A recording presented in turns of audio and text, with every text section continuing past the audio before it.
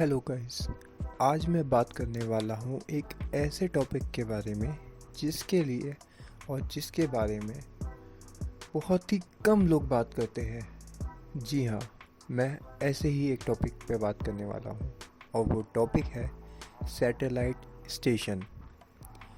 और इसका सब पॉइंट है कि सैटेलाइट स्टेशन कैसे काम करता है, हाउ सैटेलाइट स्टेशन वर्क्स।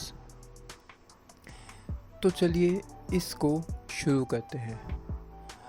हर चीज़ को शुरू करने से पहले या किसी भी चीज़ के बारे में बात करने से पहले हमें उसका एक छोटा सा इंट्रोडक्शन मालूम होना चाहिए, और उसका एक छोटा सा इंट्रोडक्शन देना मेरा फ़र्ज़ बनता है।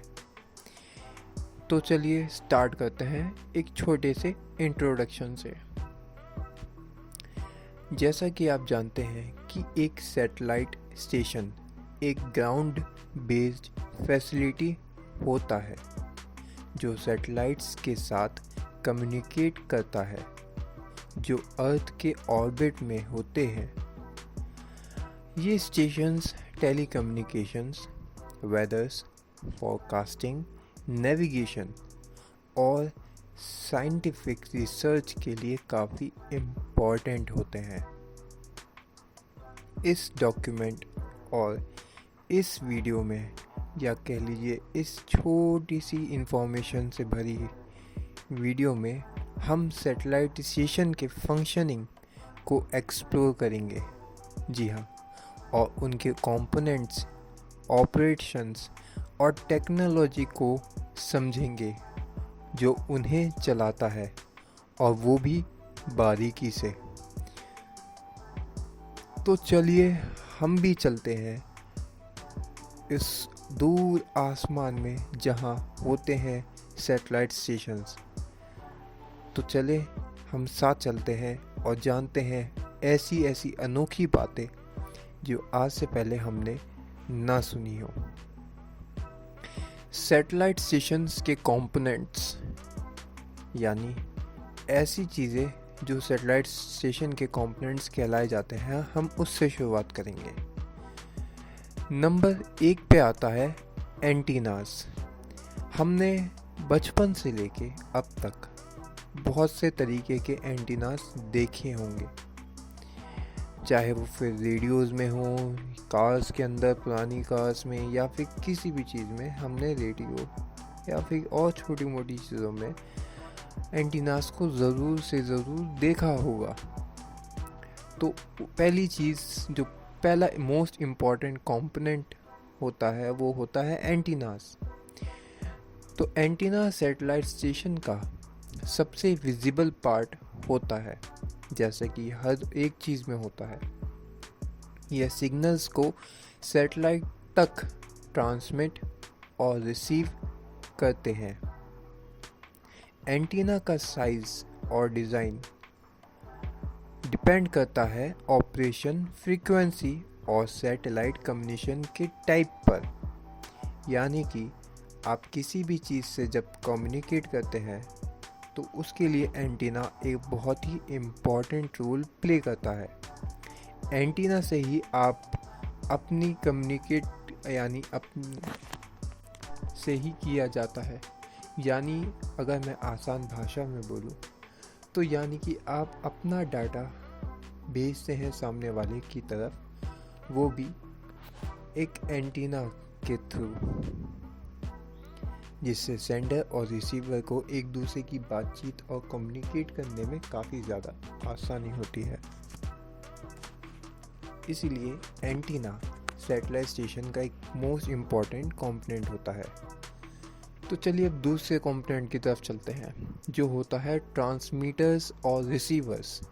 जी हाँ, अब जब एंटीना की बात हो रही है तो ट्रांसमीटर्स और रिसीवर्स की तो बात होना लाजमी है। ट्रांसमीटर्स सिग्नल्स को सैटेलाइट तक भेजता है, जबकि रिसीवर सैटेलाइट से सिग्नल्स को कैप्चर करता है।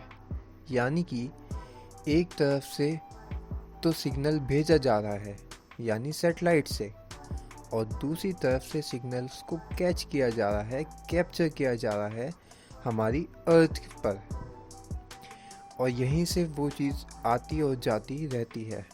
यहाँ से जब भी हमें कुछ भेजना होता है तो हम ट्रांसमिट करते हैं और सैटेलाइट उसे रिसीव करता है। ये components robots communication link maintain करने के लिए क्रिटिकल होता है। नंबर 3 है हमारा मॉड्यूलेटर और डिमोड्यूलेटर्स। मॉड्यूलेटर्स डेटा को ट्रांसमिशन के लिए सूटेबल फॉर्म में कन्वर्ट करते हैं, जबकि डिमोड्यूलेटर्स रिवर्स प्रोसेस परफॉर्म करते हैं। ये डेटा को एनकोड और डिकोड करने के लिए एसेंशियल होते हैं, जो ट्रांसमिट और रिसीव किए जाते हैं।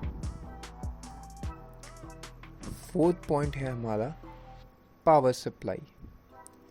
सैटेलाइट स्टेशंस को कंटिन्यूसली ऑपरेट करने के लिए रिलायबल पावर सप्लाई चाहिए होता है।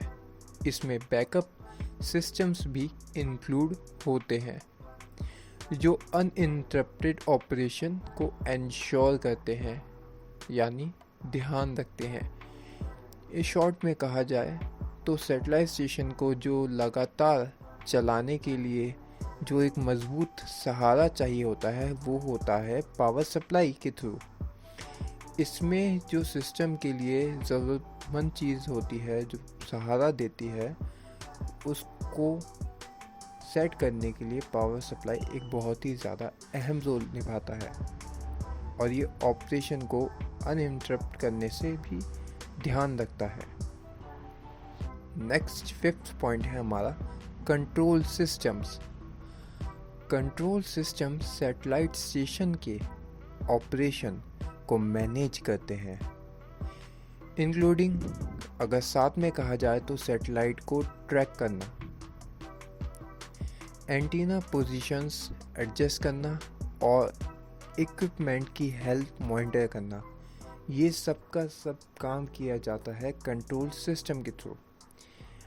आपने हर चीज़ तैयार कर ली, लेकिन अगर आपने उसका कंट्रोल सिस्टम तैयार नहीं किया तो फिर वो सारी चीज़ें किसी काम की नहीं होती। तो इन सभी चीज़ों को चलाने के लिए कंट्रोल सिस्टम एक बहुत ही ज़्यादा अहम रोल निभाता है। इसे आप एक ब्रेन की तरह देख सकते हैं, जिसे कंट्रोल किया जाता है, चलाया जाता है अपने काम को अंजाम देने के लिए। तो चलिए अब आगे बढ़ते हैं। आगे हम अब जानते हैं कि सैटेलाइट कम्युनिकेशन कैसे काम करता है। जब हमने इतने कम्युनिकेट करने की बात करी है तो हालांकि लाजिम है कि अब हम कम्युनिकेशन के बारे में बात करें। तो सैटेलाइट कम्युनिकेशन इन्वॉल्व करता है सिग्नल्स को ग्राउंड स्टेशन से, यानी जोड़ता है आसमान वालों को ज़मीन वालों से। सैटेलाइट तक ट्रांसमिट करना यानी अपलिंक कहा जाता है, और सैटेलाइट से ग्राउंड स्टेशन तक वापस भेजना डाउनलिंक कहा जाता है।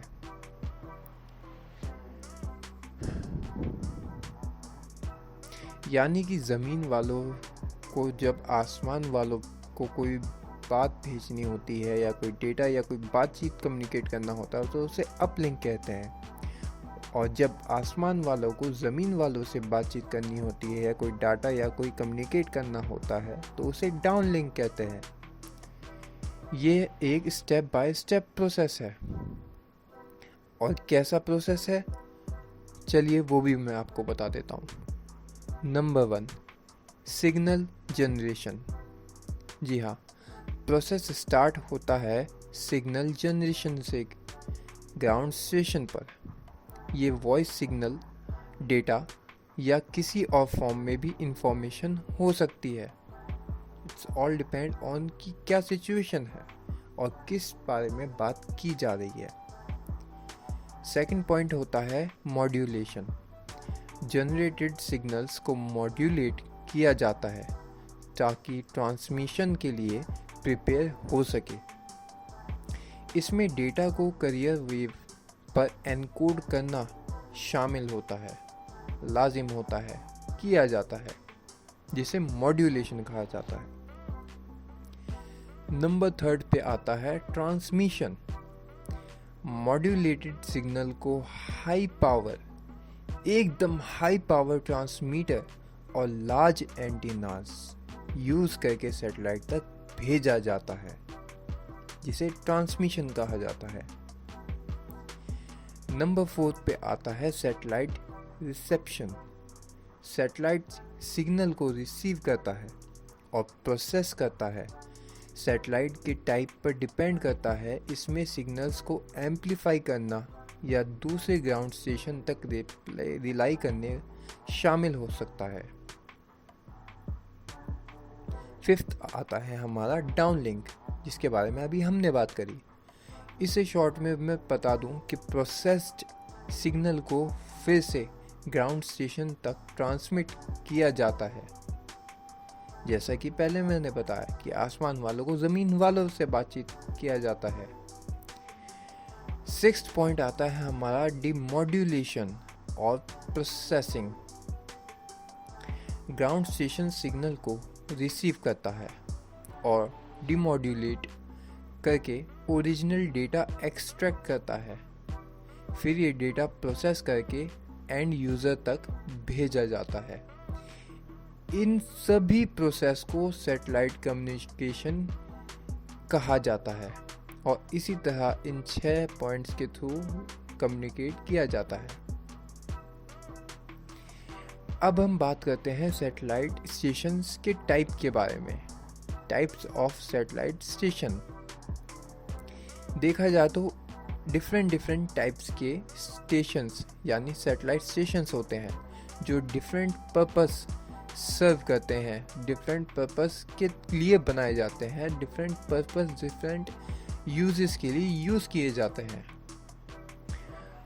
जिसमें सबसे पहले आता है कम्युनिकेशन सैटेलाइट स्टेशंस। ये टेली कम्युनिकेशन पर्पसेस के लिए यूज़ किए जाते हैं, including television, broadcasting, internet service और phone calls. Communication satellite stations इन सभी को कहा जाता है और ये हमारे लिए कितना ज़्यादा इम्पोर्टेंट है शायद मुझे बताना ना पड़े, लेकिन जब आप इस वीडियो को देख ही रहे हैं तो क्यों ना मैं इसे शॉर्ट में बता दूं या डिटेल में, जैसा आपको सही लगे। कम्युनिकेशन सैटेलाइट स्टेशंस उस टाइप का होता है जिसमें हम एक दूसरे से कम्युनिकेट करते हैं या फिर एक दूसरे के बारे में जानकारी हासिल कर सकते हैं सैटेलाइट के थ्रू, एक दुनिया के एक कोने से दूसरे कोने की तरफ। यानी कि अगर कोई यूएसए में बैठकर एक वीडियो रिकॉर्ड करता है, वीडियो बनाता है और उसे टेलीविज़न पर ब्रॉडकास्ट करता है, या कोई टीवी शो है जो अमेरिका का है लेकिन उसे देखा जा रहा है दुनिया के दूसरी तरफ इंडिया में और वो शो चल रहा है टीवी पर, तो टेलीविज़न के थ्रू प्रोसेस होकर हमें दिखाया जा रहा है, सैटेलाइट के थ्रू हमें दिखाया जा रहा है। यानी कि हम सैटेलाइट के थ्रू कम्युनिकेट करके देख सकते हैं और ये काम होता है कम्युनिकेशन सैटेलाइट स्टेशन के थ्रू। सेम चीज़ होती है इंटरनेट सर्विस के लिए। जो भी हम इंटरनेट यूज़ करते हैं वो दरअसल एक दुनिया के एक कोने से दुनिया के हर कोने में भेजा जाता है सैटेलाइट के थ्रू, और फ़ोन कॉल्स भी इसी तरह भेजी जाती हैं, की जाती हैं, और यही सब मिलकर कहलाया जाता है communication satellite stations. Number 2 stations का टाइप होता है वेदर सैटेलाइट स्टेशंस। यानी कि वेदर के लिए, मौसम विभाग के लिए ये स्टेशंस वेदर सैटेलाइट्स से डेटा रिसीव करते हैं जो वेदर फोरकास्टिंग और मॉनिटरिंग के लिए यूज़ होता है। आपने अक्सर देखा होगा कि टीवी न्यूज़ पर या फिर अलग अलग चीज़ों पर, यहाँ तक कि आप अपने फ़ोन पर भी वेदर फोरकास्ट देख सकते हैं कि आज मौसम कैसा रहेगा, कल का मौसम कैसा रहेगा। अगले 7 दिनों तक आप आराम से वेदर फोरकास्ट आराम से देख सकते हैं। वो भी ये सब के सब किए जाते हैं एक स्पेशल सैटेलाइट स्टेशन के थ्रू, जो होता है वेदर सैटेलाइट स्टेशंस। और ये काफ़ी ज़्यादा हेल्पफुल रहता है और काफ़ी ज़्यादा एक्यूरेट भी होता है, जो मदद कर सकता है आपकी फ्यूचर प्लानिंग के लिए। आप कहीं जाना चाहते हैं तो आपको पहले से मालूम हो कि वहाँ का मौसम कैसा रहेगा। तीसरे नंबर पर आता है हमारा नेविगेशन सैटेलाइट स्टेशंस।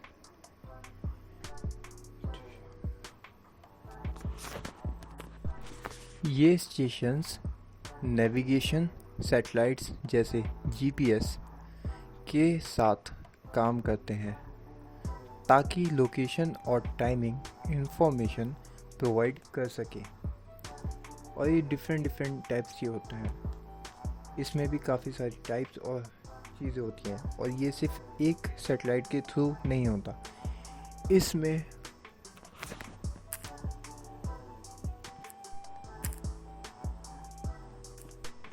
ऑलमोस्ट 4 से 5 सैटेलाइट्स का यूज़ किया जाता है। नेक्स्ट है हमारा साइंस सैटेलाइट स्टेशन यानी साइंटिफिक। ये सैटेलाइट साइंटिफिक सैटेलाइट से डेटा रिसीव करते हैं जो रिसर्च और एक्सप्लोरेशन के लिए यूज़ होता है।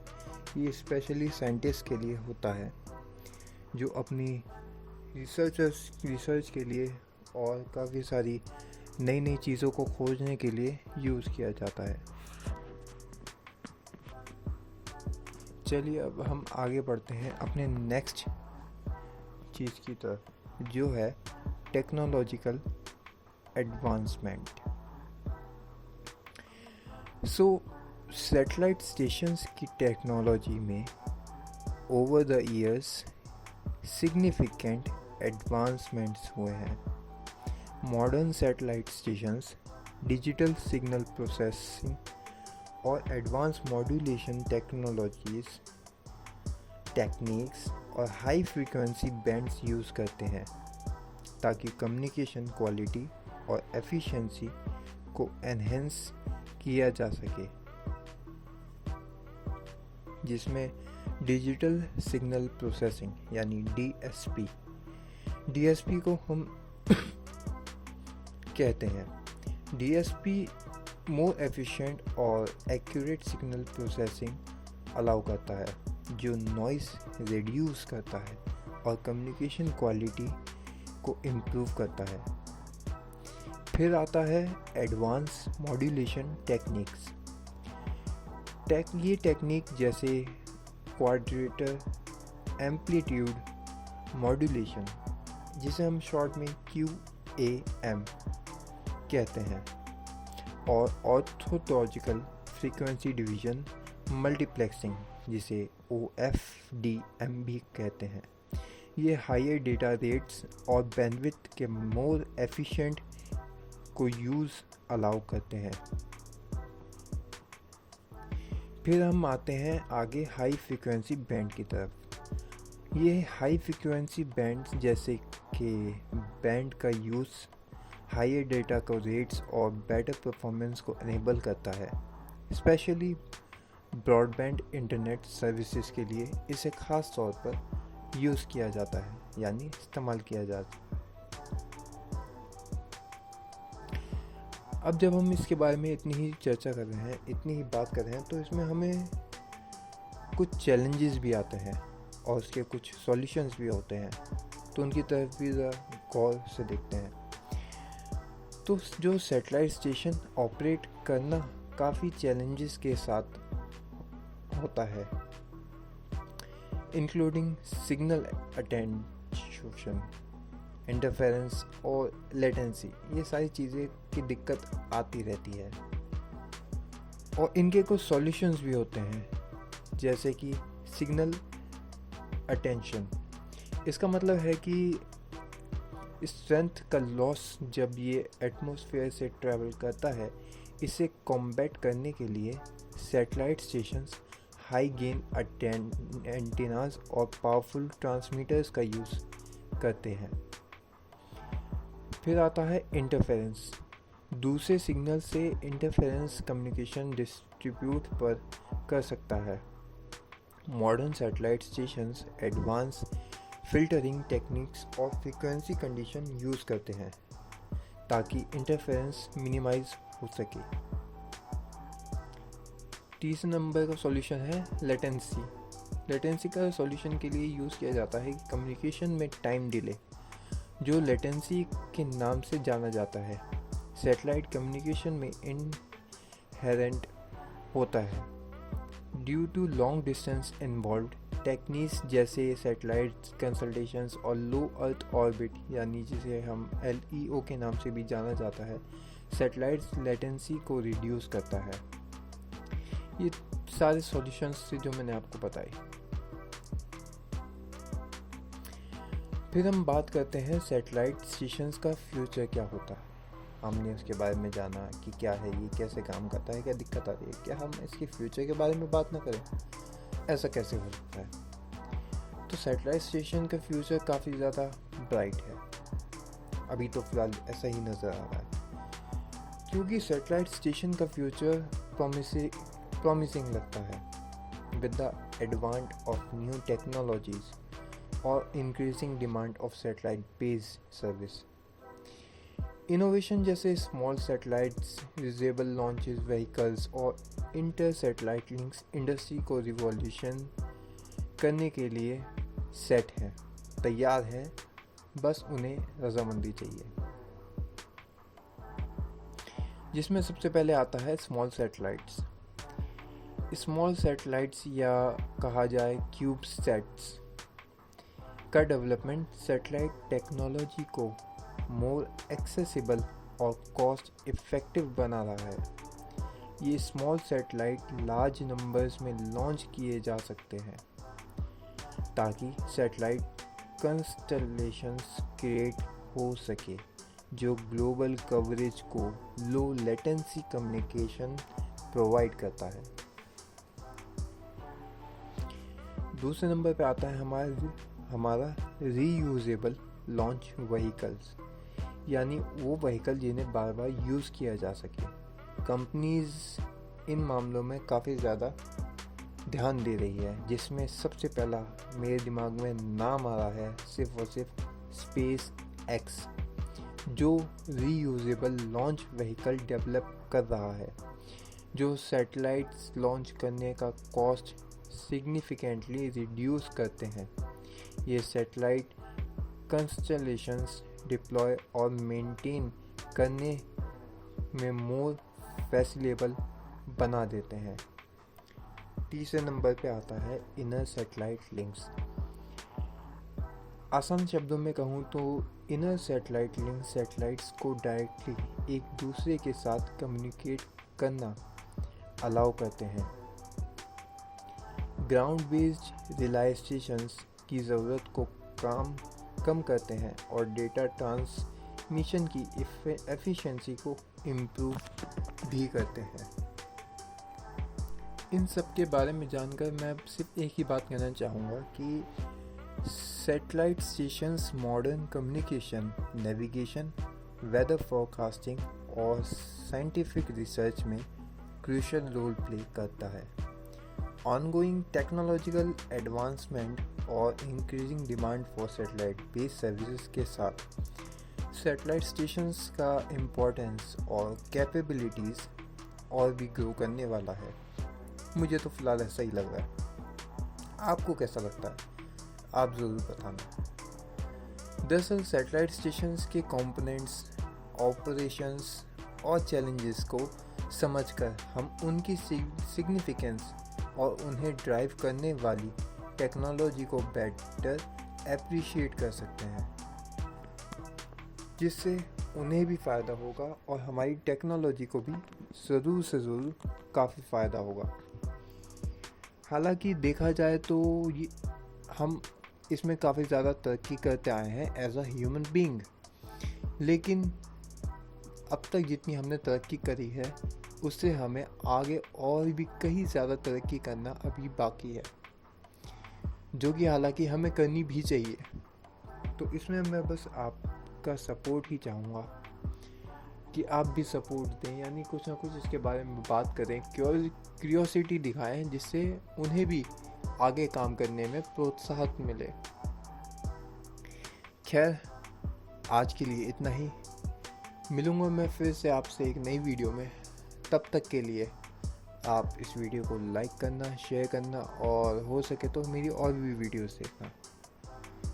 मिलूँगा मैं फिर से आपसे एक नई वीडियो में। तब तक के लिए बाय।